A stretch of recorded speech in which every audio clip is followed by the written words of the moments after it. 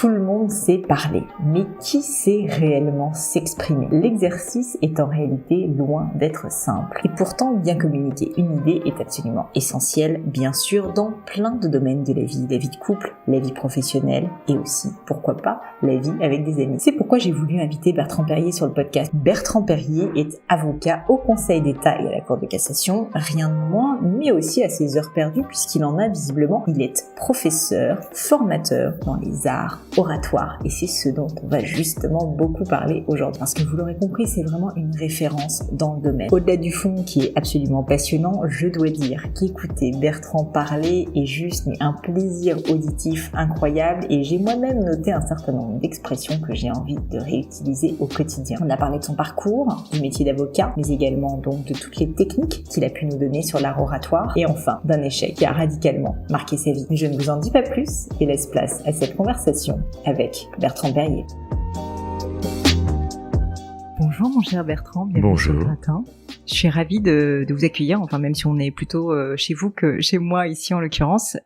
Pour commencer, j'aimerais revenir sur ce qui a fait que vous vous êtes intéressé à l'art oratoire, parce que malgré tout, c'est encore assez original, même si c'est de plus en plus à la mode. Et donc je voulais savoir, qu'est-ce qui avait fait que vous vous étiez intéressé à la rhétorique ? Le hasard des circonstances, évidemment. En réalité, lorsque j'ai commencé à exercer le métier d'avocat, j'ai participé à des concours d'éloquence. Parce que c'était obligatoire pour participer à une formation que je souhaitais suivre, de participer à un concours d'éloquence. Donc j'ai participé comme une obligation à un concours d'éloquence. Et puis j'y ai pris goût, même si à l'origine c'était quelque chose que je trouvais un peu étrange, puisqu'il s'agissait de répondre à des questions qui n'ont aucun intérêt dans la vraie vie. Mais je me disais, au fond, répondre à des questions idiotes, lorsque on est à l'audience et qu'on doit répondre à des questions qui ont vraiment un intérêt et un enjeu, ça peut être un bon entraînement. Et donc j'ai regardé ces concours d'éloquence. D'abord j'y allais un peu à reculons en disant, oh là là, j'ai pas ma place là-dedans, les gens qui font ça sont vraiment très forts, j'y arriverai jamais. Et puis je regardais les sujets passer, et puis je me disais, bah tiens, je vais essayer. Et donc voilà, c'est ce qui a déclenché tout, c'est les concours d'éloquence des avocats. Incroyable. Et est-ce que vous pourriez nous raconter un peu comment se passe un concours d'éloquence? Parce que je pense que beaucoup de personnes qui nous écoutent n'ont jamais assisté à ce genre de concours, qui est une épreuve quand même pas évidente. Alors il y a 1000 sortes de concours d'éloquence avec des règles qui sont à la discrétion des organisateurs, mais globalement, on vous donne un sujet. Alors ça peut être un sujet fermé, du type faut-il réconcilier les œufs brouillés, par exemple, ce qui est une question absolument fondamentale, ou la vie des vaches est-elle enviable, ou vraiment un niveau, vraiment, mais ça peut être aussi l'amour est-il enfant de bohème. Enfin, on peut avoir des sujets un peu moins estudiantins. Donc, il y a des sujets de cette nature-là, et puis il y a des sujets ouverts, du type de quoi êtes-vous le plus fier, qu'est-ce qui vous rend heureux, pourquoi vous levez-vous le matin. Donc, voilà, on vous donne une question, et puis après, vous en faites ce que vous voulez, vous avez un peu de temps ou pas de temps, vous avez un jour, 2 jours, 15 jours, 2 heures, 10 minutes, et vous devez, face à un jury, vous exprimer sur le sujet qui vous a été imparti. Alors parfois on vous impose également une position, vous devez répondre oui ou non. Alors dans les sujets ouverts, évidemment, c'est beaucoup plus libre, et vous êtes jugé par un panel qui a été choisi par l'organisateur, qui est généralement composé. Alors il y a souvent des avocats, parce que notre profession a évidemment un rapport particulier avec la parole, mais il y a souvent des journalistes, des humoristes, des entrepreneurs, et donc voilà, c'est un jury qui désigne le vainqueur. Et c'est assez amusant parce qu'il y a un public, évidemment, et ça a beaucoup de succès, et on passe véritablement une bonne soirée. Enfin, le concours d'éloquence des avocats, lorsqu'il redeviendra public, est un spectacle gratuit et formidable. C'est ça, c'est vraiment... j'ai eu la chance d'assister à quelques débats, et d'ailleurs j'ai fait dans ma jeunesse du debating, alors à la mode anglaise plutôt. Je me rappelle, c'était réellement une joute oratoire, c'est-à-dire qu'il y avait aussi un côté parfois un peu taquin, mais j'imagine que ça dépend peut-être des modes de concours d'éloquence, comme vous le disiez justement. Et en l'occurrence, sur le mode assez british, assez anglo-saxon, c'était quand même un petit peu... il fallait se battre. Oui, alors les concours de debating, je trouve ça encore plus formidable que les concours d'éloquence, parce qu'il y a une vraie interaction et une vraie improvisation. Ce qui est parfois un peu décevant dans les concours d'éloquence, c'est que c'est plutôt des concours de déclamation. En réalité, on vient avec un texte qu'on a préparé et qu'on a vraiment extrêmement léché, travaillé, rien n'est laissé au hasard. Alors que moi, dans la parole, j'aime plutôt l'improvisation. Et en réalité, dans les concours d'éloquence, on a parfois le sentiment que c'est une récitation ou une déclamation plus que quelque chose de la spontanéité et de la sincérité. Surtout si on vous impose une position où là, ça a carrément un caractère complètement sophiste. Et donc dans le debating, il y a à la fois quelque chose de l'antagonisme que je trouve intéressant, de la spontanéité, et puis de la mise en scène, puisque voilà, on invite les gens à sortir par une porte en fonction de la position qu'ils adoptent au vu du débat, et donc et puis le public est invité, comme vous le savez, à se manifester. Oui. Et le fait. Et le fait, alors que dans un concours d'éloquence, le public est un peu passif. Très bien. Pourtant, Bertrand, j'ai cru voir, en faisant mes petites recherches sur vous, que quand vous étiez plus jeune, vous étiez timide. Vous étiez d'un naturel, alors je sais pas si on peut dire introverti, mais en tout cas... Oui, on peut le dire, oui.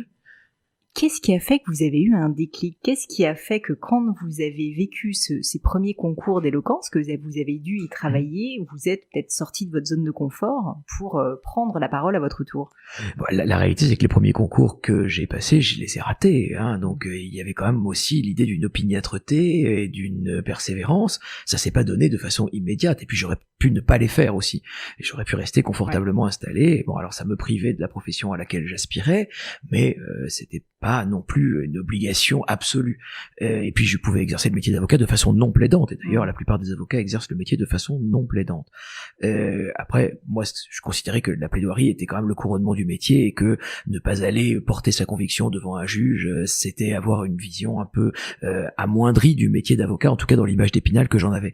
Donc après, sur qu'est-ce qui fait qu'on surmonte sa timidité, c'est justement ça, c'est l'idée d'avoir une vie plus pleine, plus riche, plus harmonieuse, parce que la dimension de l'échange, de l'oralité, du partage des convictions, des sentiments, des émotions fait partie de la vie.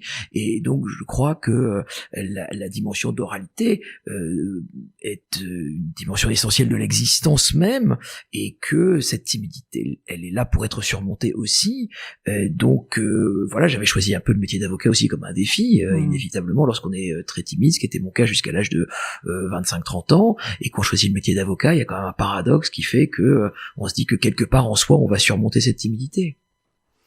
C'est drôle parce que, alors, j'étais assez timide plus jeune et j'ai beaucoup de personnes dans mon audience qui me disent être timide et qui ont beaucoup de mal à prendre la parole en public. Donc, j'étais d'autant plus contente de pouvoir vous demander des conseils, sachant cela de votre côté.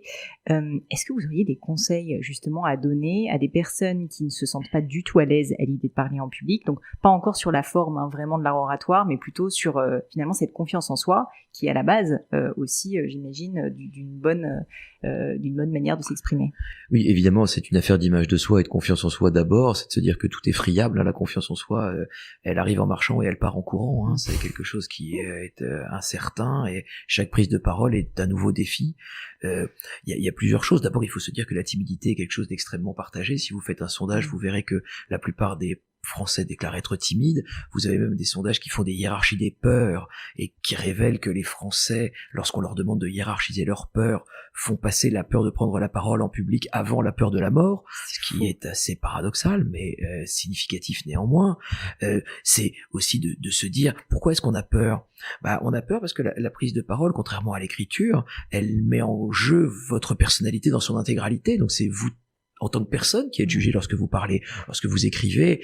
Il y a le filtre du papier, il y a également le filtre du temps, c'est-à-dire que vous êtes lu par quelqu'un dans un moment où vous n'êtes pas là, dans un moment que vous ignorez, alors que dans la parole, vous êtes jugé dans l'instant où vous parlez, par quelqu'un qui est en votre présence, et par dans une optique où il n'y a pas non plus de deuxième chance. Si vous écrivez et que vous n'êtes pas content de ce que vous avez écrit, vous pouvez le raturer. Lorsque vous avez parlé, vous n'avez pas d'instance d'appel, vous n'avez pas de possibilité de rembobiner votre parole pour réessayer. Et donc tout ça concourt au fait que inévitablement c'est un peu angoissant, mais c'est aussi stimulant. La peur vous pousse à donner le meilleur de vous-même. Ce qu'il faut, c'est qu'elle ne soit pas paralysante, mais je ne crois pas que la peur en soi soit un problème. Elle s'explique simplement par la volonté que vous avez de donner le meilleur de vous-même. Est-ce que vous avez encore parfois le trac quand vous devez prendre la parole en public? Mais toujours. C'est vrai. Bien sûr. Et j'arrêterai de plaider lorsque je n'aurai plus le trac avant de prendre la parole. En réalité, c'est même encore pire lorsqu'on prend la parole dans une audience judiciaire, puisque lorsque vous prenez la parole, naturellement, vous portez votre parole, alors que dans une instance judiciaire, vous portez la parole d'un autre qui vous a mandaté pour cela. Donc, vous avez non seulement le trac de votre parole, mais le trac de la responsabilité que vous portez d'être le vecteur d'un message qui n'est pas le vôtre, mais dont vous êtes le dépositaire. Donc vous avez à la fois une obligation de fidélité à ce qui vous a été dit, et de compétence, et donc la pression est encore plus grande du fait de l'enjeu qui s'attache à la prise de parole. Il y a toujours l'image d'Épinal de l'avocat qui dit, ayant pris 15 ans, dit 15 ans, nous les ferons. Bah oui, mais c'est pas lui qui les fait en réalité. Donc on est toujours le messager d'un autre, et ça crée encore plus d'angoisse. Vous parlez d'angoisse et vous avez parlé tout à l'heure de responsabilité et également du fait de s'exposer quand on prend la parole en public. Et c'est drôle parce que j'y avais jamais réellement pensé, mais j'ai l'impression que prendre la parole en public nécessite en fait du courage, tout simplement, et peut-être comme on s'expose, de se montrer vulnérable. Est-ce que cette notion de vulnérabilité, elle vous paraît aussi importante dans le fait de parler en public? C'est-à-dire que peut-être comme un conseil aussi aux personnes qui se sentent timides, bah déjà de dire comme vous, en fait, c'est pas grave, et puis on continue à avoir le trac, et ça se fait comme ça, et c'est le cas pour tout le monde. Et d'autre part, finalement, cette vulnérabilité, on peut aussi en faire une force, parce que finalement, on s'expose. Je crois que la clé de tout, en réalité, c'est la sincérité. Lorsqu'on parle à quelqu'un, on se montre en effet dans tous ses aspects. Il y a le corps qui parle, il y a le regard, il y a le geste, il y a les inflexions de la voix. Donc ça n'est pas seulement un exercice neuronal, c'est un exercice de l'ensemble du corps et de l'ensemble d'une posture, d'une respiration, d'un souffle, d'une émotion de la voix. Et puisque vous êtes la créatrice d'un podcast, vous savez à quel point le grain de la voix est essentiel, et vous avez dans un podcast l'idée que la personnalité passe aussi, et même exclusivement, par les inflexions de la voix, par la prosodie, par la musicalité de la voix, par les silences aussi. Et donc, je crois que l'essentiel, c'est pas nécessairement une vulnérabilité. Il y a des gens qui sont en acier inoxydable et qui ont une parole qui révèle le fait qu'ils sont en acier inoxydable, et tant mieux pour eux. Et puis, il y a des paroles plus fragiles, plus fêlées, au sens brisé, plus lourde, plus difficile, et donc c'est juste l'idée que parler, c'est dire une personnalité avant de dire un message. Et c'est ce qui fait que c'est difficile, parce qu'on est jugé, ce que l'on met en jeu, c'est sa personne. J'aimerais continuer à parler d'art oratoire et vraiment puiser dans tous les conseils que vous avez déjà donnés dans vos livres et dans toutes les conférences que vous faites. Et ensuite, on parlera, si ça vous va, un petit peu plus de votre parcours. Alors, j'avais fait la demande à certaines personnes dans mon audience, justement, de questions. Donc, je vais vous en lire quelques-unes. Donc, la première, ça serait tout simplement de dire que il faut s'entraîner tout simplement pour bien parler. Ça, c'est quelque chose que vous avez dit, je crois, à plusieurs reprises, bon, dans des articles bien sûr, mais aussi dans vos livres. Comment est-ce qu'on fait pour s'entraîner à bien parler ? Il y a 1000 façons. D'abord, s'entraîner à parler, c'est bien, mais en amont, on peut aussi écouter les autres. Et on a la chance d'avoir sur les plateformes internet des centaines et des centaines de milliers d'orateurs. Et l'idée de trouver sa musique peut aussi être dans l'inspiration de l'autre. Pas dans la copie, mais dans l'inspiration de l'autre. À titre personnel, je regarde énormément d'orateurs. Ça peut être toutes sortes de choses, ça peut être des conférences TED, ça peut être des humoristes. Enfin, c'est vraiment quelque chose qui permet de s'inspirer à la fois de choses que j'aime ou de choses que je n'aime pas. Mais la première chose, c'est aller écouter les autres. Et puis après, il faut passer à la pratique personnelle. Alors, en réalité, c'est pas très compliqué, il y a rien de plus simple. La parole, elle ne nécessite rien. Elle nécessite un petit peu d'imagination et un téléphone portable. Le téléphone portable, c'est votre juge, et l'imagination, c'est votre carburant. Donc, vous allez vous entraîner à vous donner un sujet, mais ça peut être n'importe quoi, ça peut être une chronique radiophonique où vous allez raconter l'actualité du jour, vous allez faire un éditorial sur l'actualité du jour, vous allez faire le procès de votre journée avant de vous endormir, enfin, vous faites absolument ce que vous voulez, et vous allez raconter en 1 minute la réunion que vous avez eue dans la journée, enfin, c'est très simple en réalité, les motifs de prise de parole, ils sont extrêmement faciles, simplement, avec un téléphone portable, vous allez repérer vos tics de langage, vous allez repérer les imperfections, vous allez repérer les accros, et il y en a énormément de très nombreux. Voilà, quelque chose qui ne devrait pas arriver, mais c'est la règle. Je n'ai rien écrit avant de vous accueillir, même si c'est vous qui m'accueillez.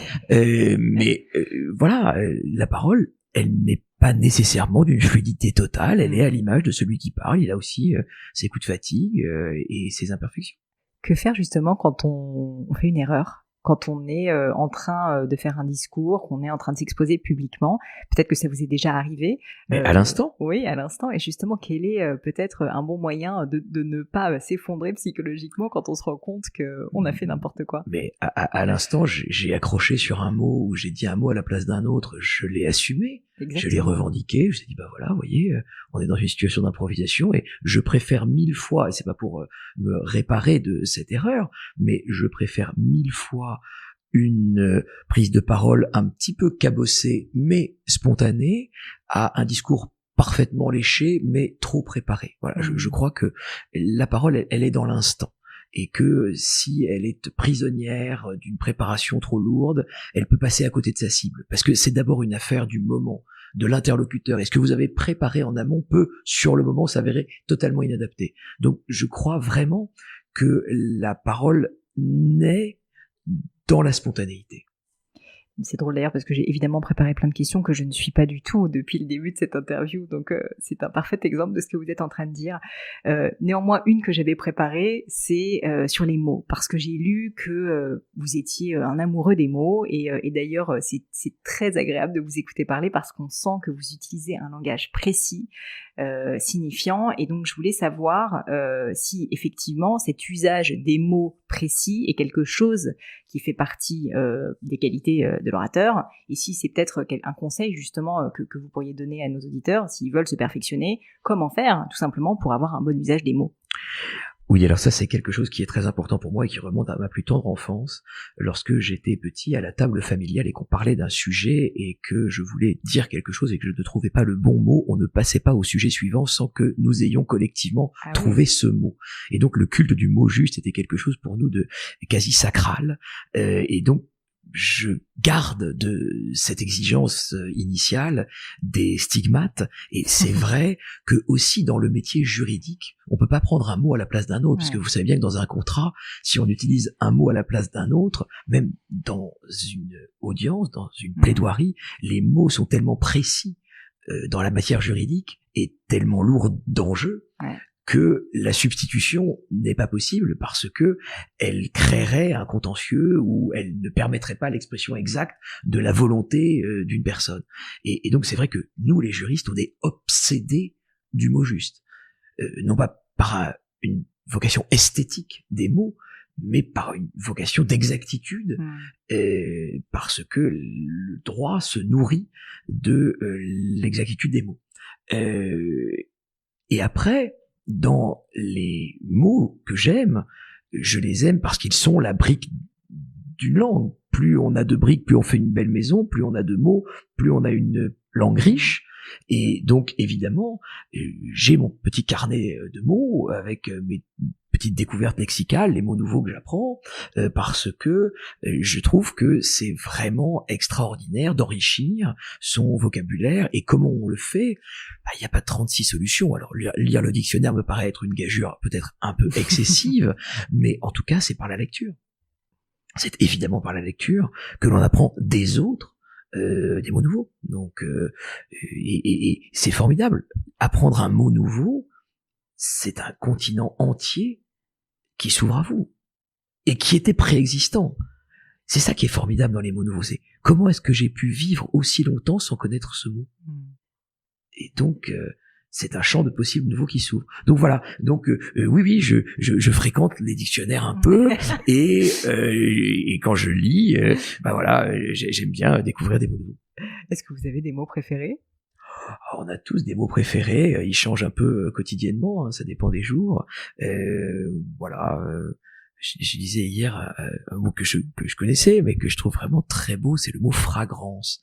Parce qu'on dit parfum, mais il y a dans le mot fragrance quelque chose de capiteux, quelque chose de subtil, et j'aime beaucoup ce mot. Voilà. Aujourd'hui, c'est Fragrance, demain, ça aurait été autre chose. Alors, ça me fait une très belle transition parce que justement, pour terminer sur toutes ces questions sur l'art oratoire, je voulais parler de tout le langage non verbal, puisque vous en parlez beaucoup et vous nous expliquez justement que si on veut être sincère, finalement, il y a les mots, il y a la conviction, il y a l'argumentaire, mais il y a aussi tout ce qu'il y a autour, c'est-à-dire peut-être une manière de s'exprimer, le grain de voix, vous en parliez. Est-ce que ça, c'est quelque chose qui se cultive également ou il faut que ça reste complètement naturel ? C'est comme tout, il y a des règles et après il y a la capacité à dépasser les règles et à être soi-même. Mais malgré tout, dans la parole non verbale, il y a un certain nombre de règles. On peut pas être complètement sémaphorique avec des gestes complètement désordonnés qui diraient le contraire de ce que dit le message et qui trahiraient une sorte de dialogue intérieur ou de contradiction interne. Donc oui, il y a un certain nombre de règles exposé là, mais il y a une étude quand même qui est intéressante, c'est la pyramide de Mehrabian, si vous connaissez cette théorie. Je me l'ai noté. Oui, absolument. J'apprends des mots aussi. Mais absolument. Alors c'est un nom de famille en l'occurrence qui s'appelle Albert Mehrabian, Mehrabian, et Albert Mehrabian est un professeur américain qui a fait une enquête sur le poids respectif dans la force de persuasion d'un discours du langage non verbal, c'est-à-dire la posture, le geste, le regard, du langage paraverbal, c'est-à-dire la voix, les inflexions de la voix, le grain de la voix, le débit, l'intensité, et du langage verbal, c'est-à-dire les mots. Et Albert Mehrabian, alors, c'est une étude qui est à la fois très célèbre et très biaisée, parce que d'un point de vue méthodologique, il y a un certain nombre de biais que Mehrabian reconnaît lui-même d'ailleurs, mais Mehrabian explique que dans la force de persuasion d'un discours, les considérations non verbales sont importantes à 55%, le paraverbal 38% et le verbal 7% seulement.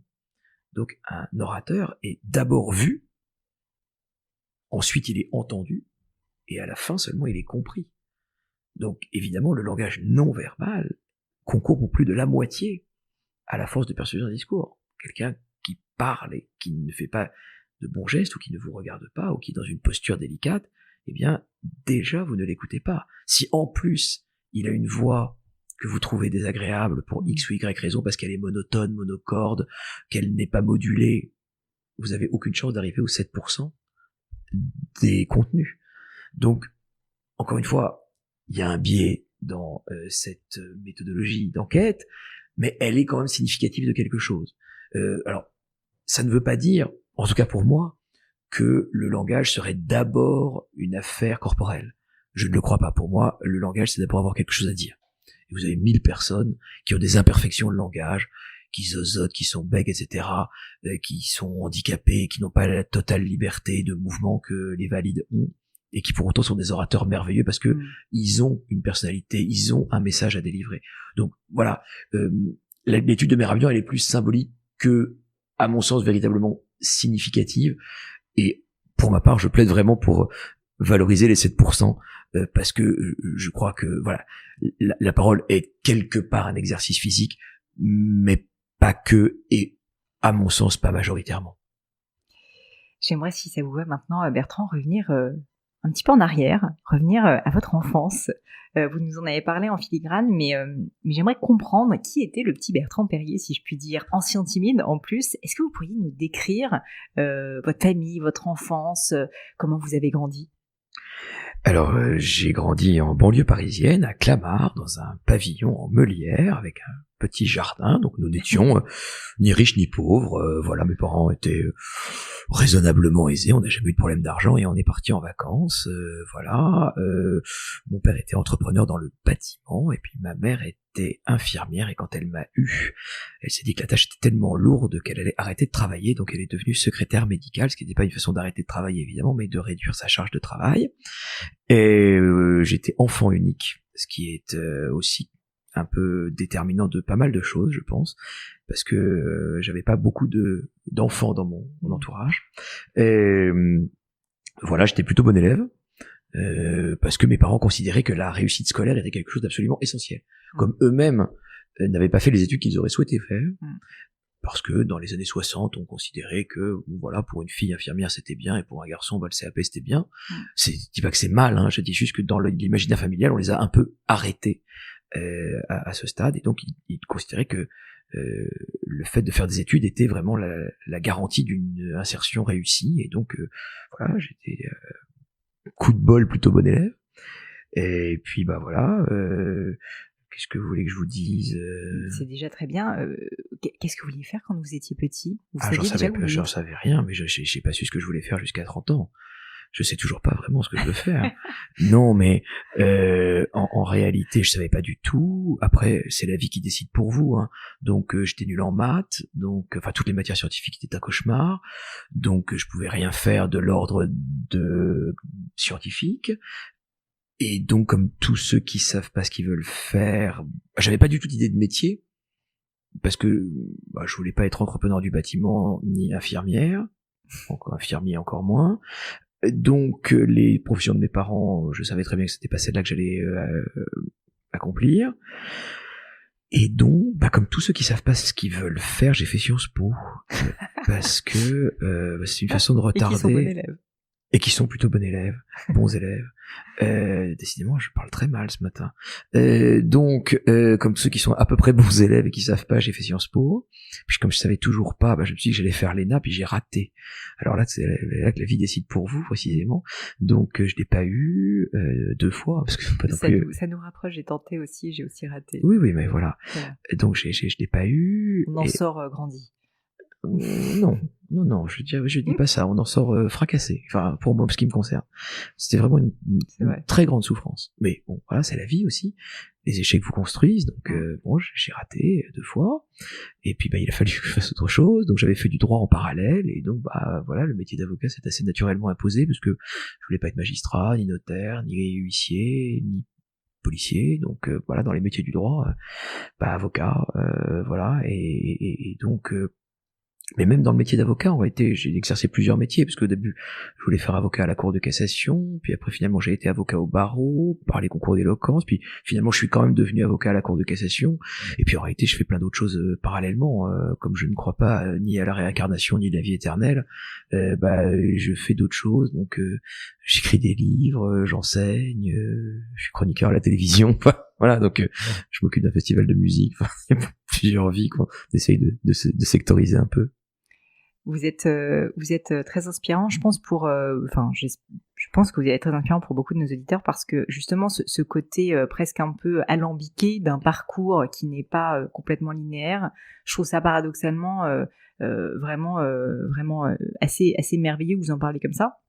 Parce que ça permet de se dire que même si on ne sait pas qu'à l'âge de 5 ans on veut être avocat à la Cour de cassation, on peut le devenir. Et parfois la vie nous emmène dans des chemins. Je dirais même que si à 5 ans vous voulez être avocat à la Cour de cassation, c'est là que vous pouvez vous inquiéter, ou que vos parents peuvent s'inquiéter.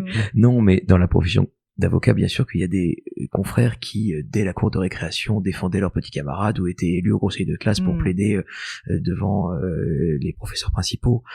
C'était pas mon cas. Moi, j'avais pas d'avocat dans ma famille, je connaissais pas d'avocat, et c'est une profession que j'ai embrassée sans la connaître en réalité. Et finalement, elle s'est un peu imposée à moi par les hasards de l'existence et par les échecs aussi. Je crois que, en définitive, le seul examen que j'ai eu du premier coup, c'est le permis de conduire. Hein. C'est déjà très bien. Non, j'ai eu le bac aussi du premier coup, mais l'examen d'avocat, je l'ai pas eu du premier coup. Les concours d'éloquence, je les ai pas eu du premier coup. L'ENA, je l'ai pas eu du tout. En fait, c'est une succession d'échecs. De rebond. Et oui, voilà. Non, mais et ça me frappe beaucoup quand je rencontre des jeunes gens qui ont des plans de carrière. Et alors là, ça m'effraie totalement. Je me dis, mais ils ont des... Alors d'abord, ils sont généralement très sûrs d'eux, alors que moi, je suis perclus de doutes en permanence. Même en ce moment, je veux dire pas là maintenant aussi, mais dans ma vie quotidienne, je suis perclus de doutes. Quand je perds une affaire importante, je me dis, mais pourquoi est-ce que je fais ce métier? Enfin, je suis pas dans un confort.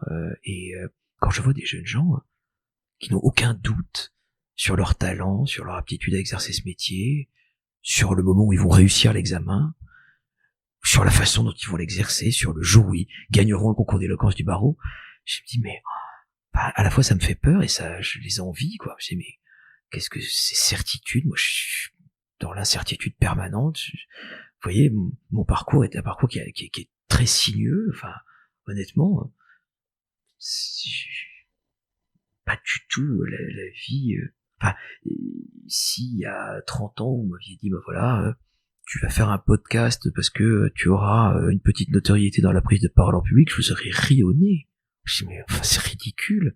Je veux pas parler, je suis au dernier rang, l'exposé est une souffrance, moi je veux écrire. Voilà, donc je trouve les parcours comme ça de gens qui ont des flèches, ça étonnant. Mais après tout, pourquoi pas, hein, peut-être que finalement c'est mieux comme ça, mais moi je n'ai pris que des chemins de traverse. Je crois que la leçon de tout ça, c'est que la vie décide pour vous. Moi j'avais un parcours tout tracé, enfin j'avais fait Sciences Po, et puis à Sciences Po on vous donnait comme modèle à admirer l'inspecteur des finances qui vous fait cours, alors je dis voilà, le modèle est là, allons-y, embrayons, puisque ça n'a pas marché, c'était le drame, j'avais pas de plan B, et donc aujourd'hui j'enseigne à Sciences Po, et je dis à mes élèves, mais bien sûr, passez les concours dont vous rêvez, évidemment. Et je ne dis pas du tout qu'il faut pas faire ça. La méritocratie républicaine est formidable, et contrairement à ce qu'on dit, l'ENA y concourt encore, et beaucoup plus qu'on ne croit en tout cas. Donc je suis ravi quand il réussit, je suis ravi qu'il réussisse là où j'ai échoué. Je leur dis juste simplement, ne le passez pas dans l'état d'esprit qui était le mien au moment où je l'ai passé, qui était tout ou rien. Ça, il y a 1000 autres vies dans une vie. C'est un message qui est très précieux, et je vous remercie de le partager, parce que je pense qu'il y a beaucoup de jeunes qui en souffrent. Et pas que des jeunes, d'ailleurs. Ah, mais moi, quand j'ai échoué à l'ENA, je me serais foutu en l'air. Hein. C'était pas très loin. Hein. Enfin, je veux dire, la porte se refermait, non pas sur une possibilité, mais sur la vie. Le fait d'avoir raté sa vie, ouais. Mais c'est même pas d'avoir raté la vie, ça s'arrêtait. Parce qu'il y avait que ça, pour moi. Je ne pouvais rien faire d'autre, je savais même pas d'autres métiers possibles. Et quand j'avais 17 ans que je suis rentré à Sciences Po, on m'a donné ça à admirer. Quand j'avais 20 ans et qu'on m'a dit que ce serait plus ça ma vie, je savais pas ce qu'elle serait. Et probablement elle ne serait rien. Et donc après c'est compliqué. Et donc quand je leur dis passez-le, mais je leur dis surtout ne le passez pas dans cet état d'esprit-là. Passez-le avec l'idée que d'autres choses sont possibles. Et ne vous enfermez pas dans une alternative de c'est ça où la vie n'a plus aucun sens. Comment vous avez fait pour rebondir ? Il y a le temps, mais c'est des années et des années et des années et des années. Hein. Je vis encore avec ça. C'est plus une souffrance, mais c'est un bagage. J'ai vu que vous enseignez beaucoup. Je me demandais justement si c'était lié aussi à cette envie d'aider des jeunes justement à trouver leur voie, à les aider. Je crois qu'en plus vous faites ça donc à Sciences Po, mais aussi en Seine-Saint-Denis par exemple pour aider des jeunes à perfectionner leur langage justement. Parce que vous disiez, si je me trompe pas, et vraiment, alors là, je reformule très maladroitement vos mots, que finalement, le vocabulaire, le fait de bien s'exprimer est quelque chose qui est très souvent culturel, et donc justement qui sous-tend beaucoup d'inégalités, et que vous vouliez y remédier à votre échelle. Est-ce que vous pourriez me parler de cette expérience ? Alors, je le fais parce que je crois beaucoup à la nécessité de la transmission. Hein. Garder quelque chose qu'on sait pour soi, ça n'a aucun intérêt. Et je le fais aussi parce que je n'ai jamais, moi, reçu d'enseignement de la prise de parole en public. C'était quelque chose qui était totalement négligé et oublié. Même à l'école d'avocat, c'était assez rudimentaire. Et donc, j'ai appris sur le tas. Et donc, ça a été très long et inévitablement imparfait. Et donc je me dis, maintenant que j'ai accumulé un certain nombre de choses au fil des ans, autant le transmettre pour qu'ils ne perdent pas le temps que j'ai perdu dans la question de la prise de parole. Et puis évidemment, pour moi, l'enseignement de la prise de parole est totalement un prétexte. Je n'ai rien à leur apprendre, de toute façon la prise de parole en public, c'est d'abord lever des inhibitions, c'est d'abord pousser les autres à donner la pleine mesure d'eux-mêmes, mais au-delà de ça, voilà, c'est quand même un enseignement qui est très complexe. Et donc j'enseigne ça un peu comme un prétexte à rencontrer, à guider, à encourager des jeunes gens qui sont dans une période de choix et éventuellement d'incertitude, comme j'ai pu l'être à leur âge. Et donc pour moi, enseigner, c'est d'abord rencontrer. Il se trouve que ma porte d'entrée, c'est la prise de parole en public. Ça pouvait pas être la physique quantique, c'est certain.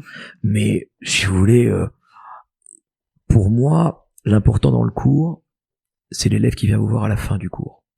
Voilà. Le cours, il commence à la fin du cours. Et il commence aussi à la fin du semestre, quand on commence à garder des liens avec les élèves et qui commencent à vous parler d'autres choses.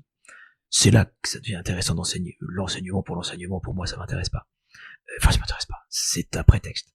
Et j'enseigne aussi la prise de parole en public parce que c'est un enseignement d'humanité, de personnalité. C'est pas un enseignement d'un savoir. Il y a quelques règles, mais c'est d'abord quelque chose d'une patte humaine, et c'est aussi pour ça que ça m'intéresse. Et je le fais parce que cette patte humaine, effectivement, comme vous le disiez, est un marqueur social. On en fait l'expérience quotidiennement. Il y a des études qui montrent que sur les entretiens d'embauche, en 30 secondes, vous avez pris votre décision. Et donc, voilà, en 30 secondes, vous n'avez même pas eu le temps de dire ce que vous savez faire, vous avez simplement dit quelques mots qui expriment déjà votre personnalité. Et donc, le jugement sur la capacité à prendre la parole en public, il est déterminant. Alors, ça peut paraître cruel, réducteur, subjectif. C'est sans doute vrai, mais c'est comme ça. Et donc, si je vais en Seine-Saint-Denis le faire, c'est précisément parce que c'est là qu'ils ont le plus besoin de lever ces déterminismes et ce marqueur social qui peut être parfois défavorable. Si j'enseigne pas à Sciences Po, c'est pas grave, il y en a 1000 autres qui vont le faire. Si Eloquentia est pas là en Seine-Saint-Denis, moi je suis un pion à Eloquentia, on est des dizaines à Eloquentia, mais c'est vraiment une œuvre vraiment d'intérêt général, et donc c'est là qu'il faut aller porter la parole et militer pour la formation à la prise de parole, parce que c'est eux qui auront du mal à s'insérer dans des stages, dans des emplois, dans les formations supérieures, dans des associations et dans des conseils municipaux, etc. Et donc c'est là que l'enseignement est encore plus utile. Il y a un peu côté terre de mission, mais c'est évidemment dans la mission qu'on a la vie la plus riche. Est-ce que vous sentez avec ces jeunes parfois la nécessité d'avoir à convaincre sur l'utilité de justement s'améliorer sur la prise de parole en public, ou c'est quelque chose qui est assez acquis? Alors en réalité non, parce que même ceux que nous formons à Eloquentia, j'allais dire c'est même pas notre cœur de cible, parce que ceux que nous formons à Eloquentia, d'abord, en tout cas pour moi, j'enseigne à Saint-Denis Eloquentia, et les gens que nous formons sont déjà des gens qui sont à l'université, qui ont le baccalauréat, qui ont poursuivi des études supérieures, qui peuvent consacrer leur samedi à se former à la prise de parole en public et non pas à travailler pour financer leurs études, qui ont fait le choix de venir à Eloquentia et qui donc sont d'ores et déjà convaincus de l'importance que ça peut revêtir, et qui, à Eloquentia, ont été sélectionnés parce que on est obligé de faire une audition parce qu'on peut pas prendre tout le monde. Donc inévitablement, on a déjà des gens qui sont très convaincus de la nécessité de se former à cette discipline. Donc non, on n'a pas à les convaincre, ils sont déjà très convaincus. Mais ce qui est amusant, c'est le rapport garçon-fille, qui est très singulier entre Sciences Po par exemple et Eloquentia. Mon cours à Sciences Po est en accès libre, enfin en tout cas il suffit de s'inscrire pour le prendre. Alors il est en accès libre au sens où les salles ne sont pas extensibles, mais les 20 premiers sont inscrits. Et il se trouve que j'ai très majoritairement des garçons. Ah oui. Très très majoritairement. J'ai eu des classes à 18 garçons sur 20 élèves. Et je ne sache pas que les jeunes filles aient une incapacité à cliquer plus vite que les garçons, donc c'est simplement l'effet d'une volonté. Les garçons ont la volonté de prendre la parole en public parce que dans l'imaginaire, la parole c'est le pouvoir et le pouvoir c'est masculin. Et en Seine-Saint-Denis c'est tout l'inverse. À Eloquentia, cette année, j'ai une vingtaine d'élèves, je crois que j'ai 3 garçons. Et donc, je me dis, voilà, c'est assez intéressant tout de même de voir que dans ces quartiers un peu difficiles, c'est les filles qui ont pris conscience de l'enjeu d'ascension sociale que peut représenter la maîtrise de la prise de parole en public. Je n'en déduis rien, je fais le constat que Eloquentia avec des filles. Je pense que c'est une compétence évidemment clé, et moi personnellement elle m'a toujours portée, j'adore écouter des orateurs, j'adore écouter des personnes qui utilisent les bons mots, et je me rends compte que dans ma vie professionnelle en réalité c'est assez fondamental. Alors j'ai un podcast, vous allez me dire c'est facile, mais même au-delà de ça je suis dirigeante d'entreprise, et finalement la capacité à convaincre des équipes, des investisseurs évidemment, des clients, des fournisseurs aussi, de travailler avec soi, c'est tellement important. Et j'ai envie de dire au monde, mais rendez-vous compte à quel point c'est clé de réussir justement à être convaincant et à faire passer vos messages. Et pourtant, je constate que c'est pas fait pour tout le monde, bien évidemment, et que tout le monde aussi n'a pas forcément conscience de ça. Mais de ce point de vue, je crois que on a aussi beaucoup d'inhibition et d'autocensure. D'abord, il faut se dire que il n'y a pas un métier qui ne passerait pas par la parole, honnêtement. Même si aujourd'hui, en plus, le distanciel n'aide pas, mais il n'y a pas un métier dans lequel on n'est pas un jour à convaincre, persuader, partager une idée, une conviction. Et somme toute, on se fait une montagne de la prise de parole en public. Moi, je veux juste dire une chose. On parle d'éloquence, d'art oratoire, ce sont des termes que je récuse absolument, qui renvoient, selon moi, à une conception esthétique, voire esthétisante de la parole, qui n'est pas utile au quotidien. On n'a pas besoin d'être éloquent au quotidien, on n'a pas besoin d'être un artiste de la parole au quotidien. Pour moi, ayant tout bien pesé et sous-pesé, je crois que la parole, aujourd'hui, ça n'est qu'une seule chose, et c'est une chose très simple, c'est rendre intelligible ses convictions et ses connaissances. Voilà, c'est tout. Rendre intelligible. Et rendre intelligible, c'est juste d'expliquer à quelqu'un ce que l'on sait ou ce que l'on croit. Et ça, c'est quand même pas extrêmement compliqué. Donc voilà, on se fait une montagne. C'est comme si vous prenez une échelle et que vous vous dites, le premier échelon, il est à 3 mètres de haut. Ah, ça, vous montrez jamais l'échelle. Mais si vous dites, je vais mettre une première échelon à 20 cm, puis 40, puis 60, vous allez la monter l'échelle. Donc c'est ça en réalité, c'est de ne pas se dire que la première échelle est à 3 mètres, c'est-à-dire que si ce que je fais n'est pas absolument parfait, ça n'existe pas. Mais si, il n'y a pas d'obligation de performance. Et donc, il n'y a pas surtout l'obligation d'avoir une parole qui serait nécessairement celle des grands tribuns que l'on admire. Rendre intelligible ses convictions et ses connaissances. Ce qui n'est déjà pas si simple. C'est pas si compliqué. Vous savez quelque chose, il s'agit juste de le partager. C'est vous qui êtes maître des mots lorsque vous parlez. C'est vous qui choisissez vos mots, c'est vous qui avez travaillé en amont votre message. Donc, il ne devrait pas y avoir trop d'angoisse de performance, et puis ce sont que des mots. Si ça marche pas, qu'est-ce qui va se passer ? La foudre va pas s'abattre sur vous, vous allez pas être brûlé en place publique, vous allez pas être déchu de la nationalité, vous allez pas être privé du droit de vote, vous allez pas être déshérité, vous allez pas être renvoyé, qu'est-ce qui va se passer ? Comme tout à l'heure je l'ai fait, vous allez simplement dire, écoutez, ce que je dis n'est pas très clair, je vais rembobiner et m'exprimer plus clairement. Et puis, qu'est-ce qui va se passer ? En réalité, je crois que la clé de tout, c'est de ne pas se prendre pour un surhomme et de se dire que si à un moment on se perd dans sa parole ou dans sa pensée, on va le dire, et en le disant, ça va disparaître. C'est formidable. Parfois, vous savez, dans la lampe, quand on la caresse, on fait apparaître le génie. Avec la peur, c'est l'inverse. Quand on la dit, elle disparaît. Ce que vous dites, je trouve ça très intéressant, très juste. J'ai commencé l'interview en parlant d'art oratoire, etc. Je me rends compte qu'au final, ce qui compte, c'est ce que vous dites. C'est pas ça. C'est tout simplement d'exprimer ses idées. Mais si vous voulez, dans l'idée d'un art oratoire, j'adore l'art oratoire, mais c'est autre chose. L'art oratoire, comme son nom l'indique, c'est un art. Donc il y a un don. On va pas se mentir. Il y a un don. Alors que pour prendre la parole en public, c'est quelque chose d'assez matériel, il n'y a pas de don. Tout le monde peut prendre la parole en public. Il suffit de prendre la parole devant un public, c'est de la prise de parole publique. C'est comme Monsieur Jourdain. On fait ça tous les jours, sans s'en rendre compte.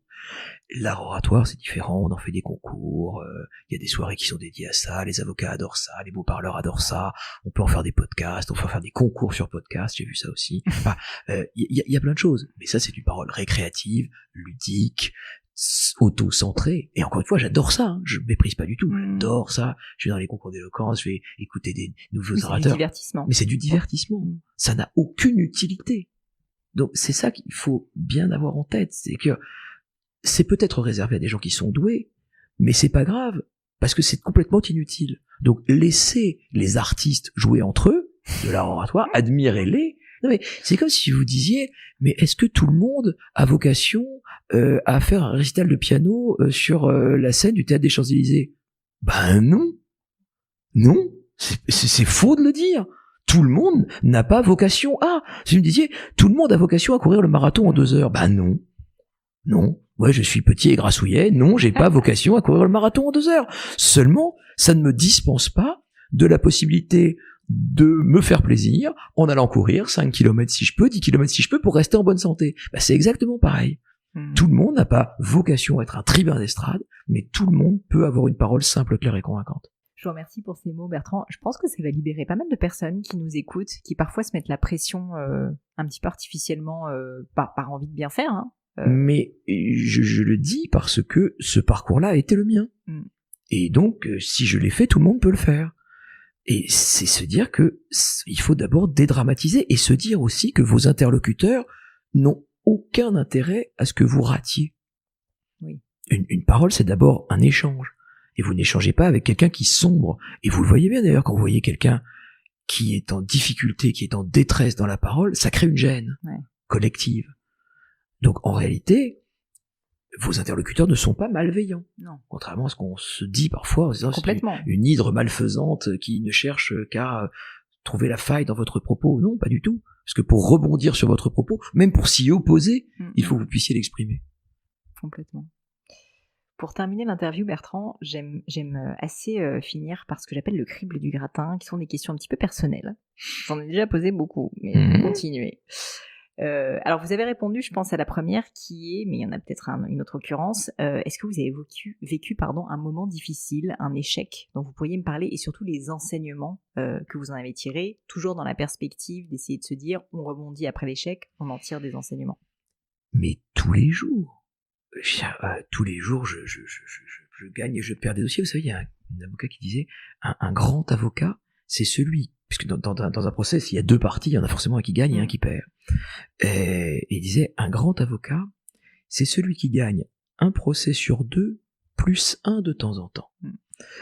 Voilà. Donc, la vie judiciaire est une vie de défaite. Inévitablement.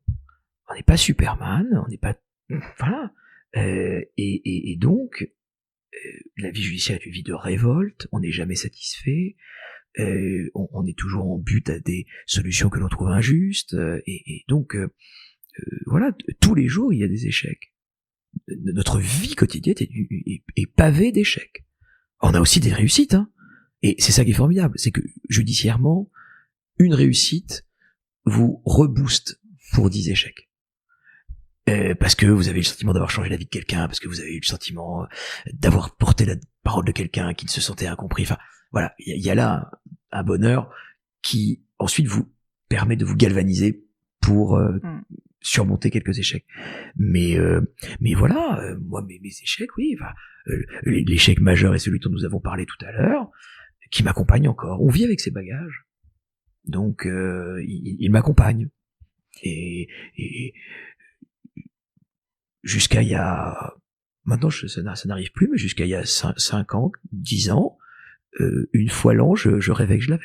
Vous m'avez parlé avec beaucoup d'enthousiasme là, à l'instant de procès que vous aviez gagné. Alors j'imagine qu'il y a pas mal de sauts de confidentialité sur certaines choses, mais est-ce que vous avez un exemple dont vous pourriez me parler d'une fois où justement vous avez eu la sensation de changer la vie de quelqu'un? Vous en avez parlé avec tellement d'enthousiasme tout à l'heure. J'aimerais bien peut-être me mettre, parce qu'on a assez peu parlé au final du métier d'avocat, de votre côté, et essayer de comprendre qu'est-ce qui peut susciter autant d'émotions. Non, mais on change la vie des gens, entendons-nous. L'avocat n'a aucun pouvoir. C'est le juge qui a un pouvoir. L'avocat, il peut simplement avoir de l'autorité, dans le meilleur des cas, de la compétence aussi, et proposer par ses compétences ou son autorité des solutions au juge qui les acceptera. Donc l'avocat n'est pas un homme de pouvoir. Il ne décide de rien. Donc je n'ai pas d'influence sur la vie des gens. Après, lorsque j'ai le sentiment que par un argument, par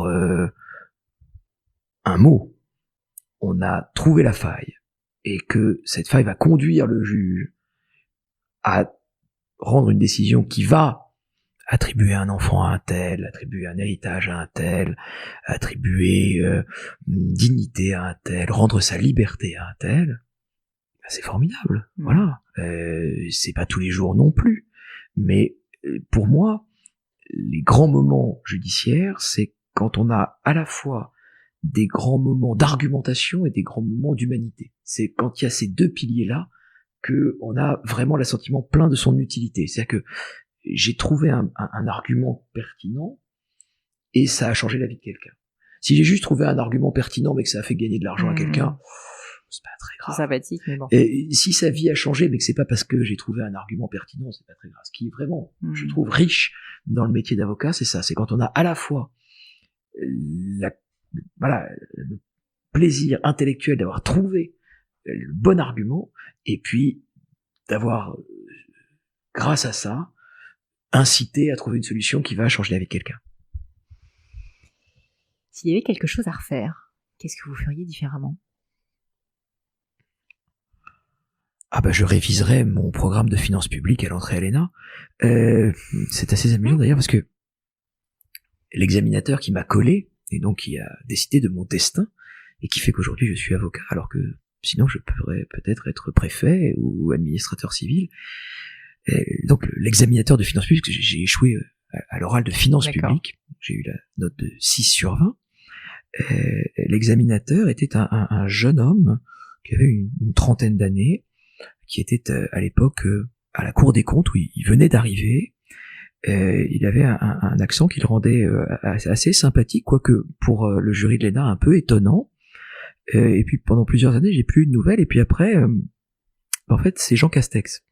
Il est devenu Premier ministre. Et donc, j'ai avec Jean Castex un rapport singulier dont lui ignore tout, mais qu'il le sache, je pense à lui souvent. Ce sera dit. Mais au fond, Bertrand, c'est une question très personnelle que je vais vous poser aujourd'hui. Vous regrettez pas de ne pas l'avoir eu, l'ENA?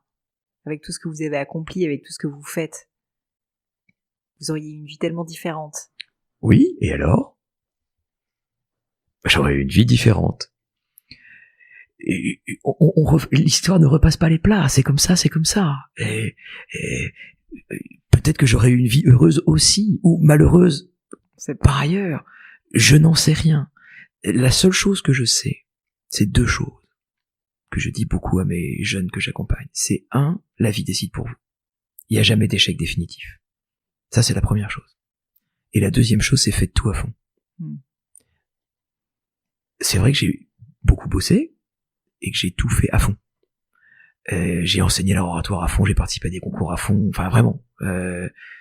Et quand on fait tout à fond, les opportunités arrivent. Voilà, donc les deux choses pour moi importantes, c'est ça. C'est un, la vie décide pour vous, rien n'est écrit. Et rien n'est définitif, y compris dans les échecs.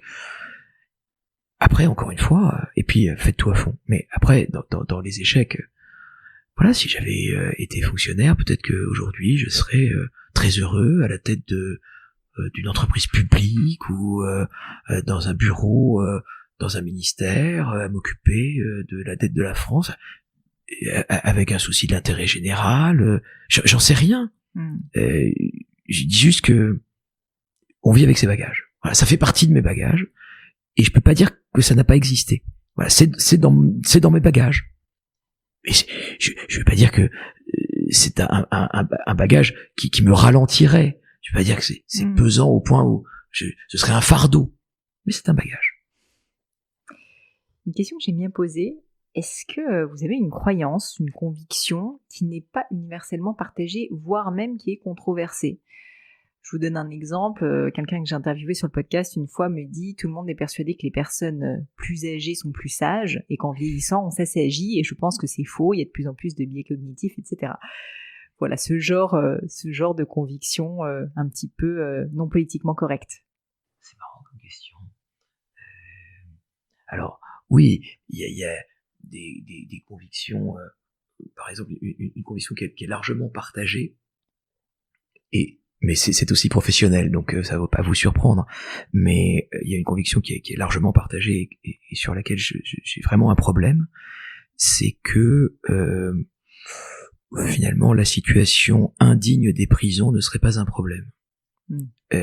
Parce que s'ils sont là, ils l'ont bien cherché, que tout ça n'est pas très grave, et c'est un angle mort acceptable de la République. C'est quelque chose que je trouve extrêmement choquant. Parce que je vais encore de temps en temps en prison, rarement maintenant, mais j'y suis allé il y a pas très longtemps, et je trouve au contraire que la situation carcérale est un bon indicateur de l'état d'un pays. En tout cas, je ne suis pas opposé à la prison, pas de problème, il y a une vocation répressive et de protection qui me paraît légitime.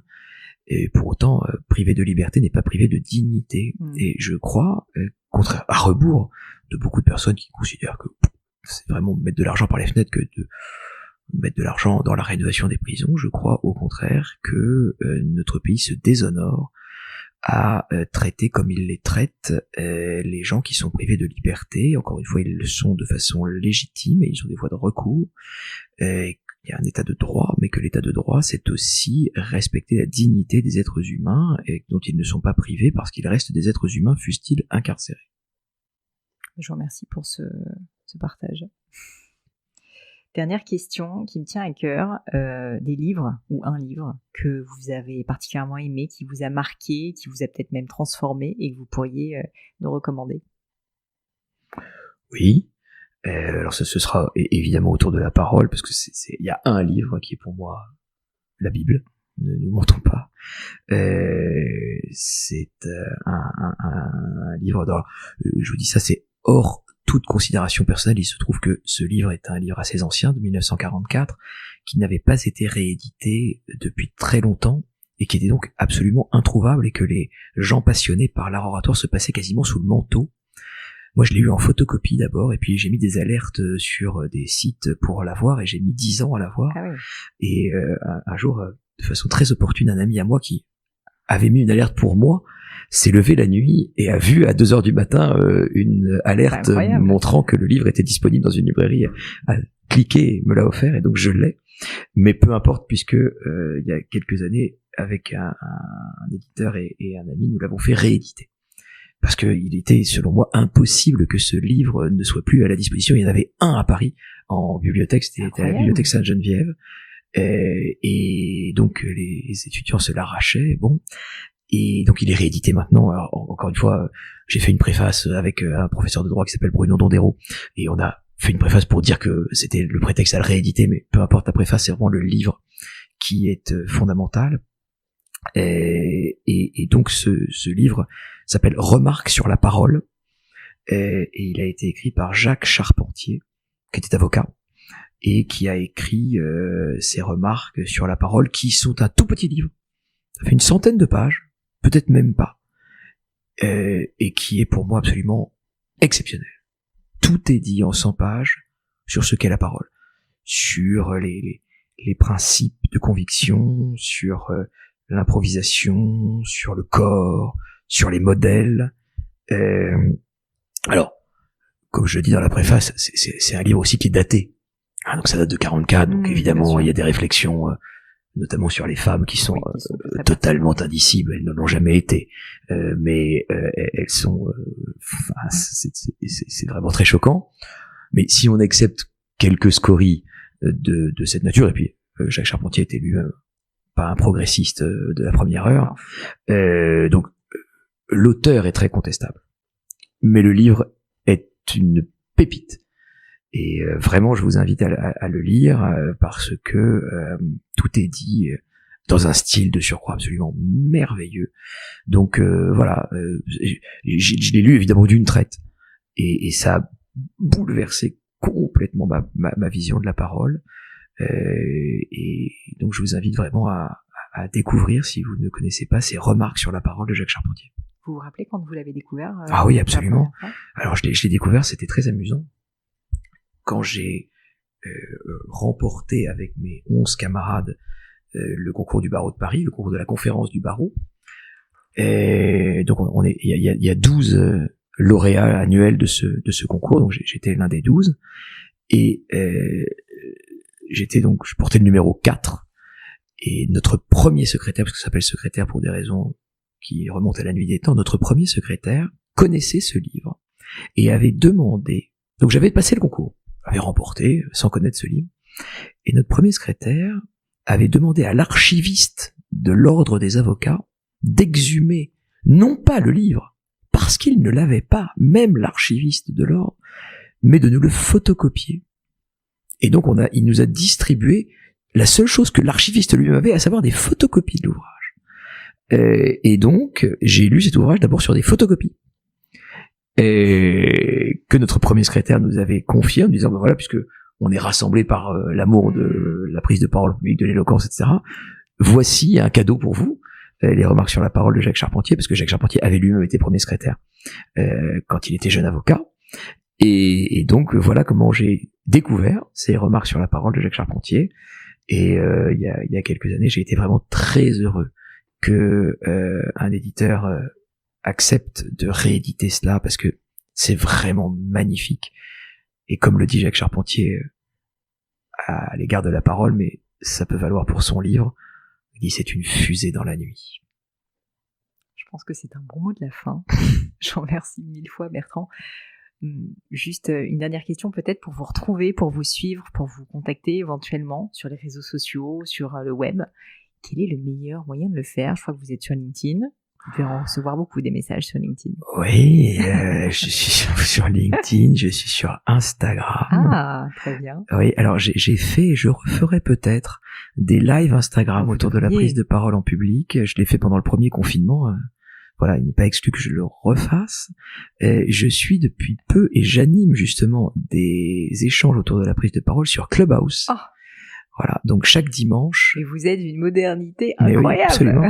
Chaque dimanche de 21h à 22h, j'anime une room sur la prise de parole en public avec un ami qui s'appelle Grégoire Cascara, qui est un jeune garçon très dynamique et très sympathique. Et donc on fait une room, on en est à la 5e édition, et donc on va faire la 6e. Donc ça vivra ce que vivra Clubhouse, j'en sais rien. Mais en tout cas, c'est assez fascinant parce que précisément Clubhouse étant un média vocal, et je trouve amusant de parler d'éloquence sur ce média, donc je suis sur Clubhouse. Et qui est un bon moyen de s'entraîner peut-être aussi. Mais c'est ce que nous faisons tous les dimanches. Je propose des sujets et des gens parlent, on s'entraîne, on corrige, on améliore, on écoute les uns et les autres et on commente. Donc voilà.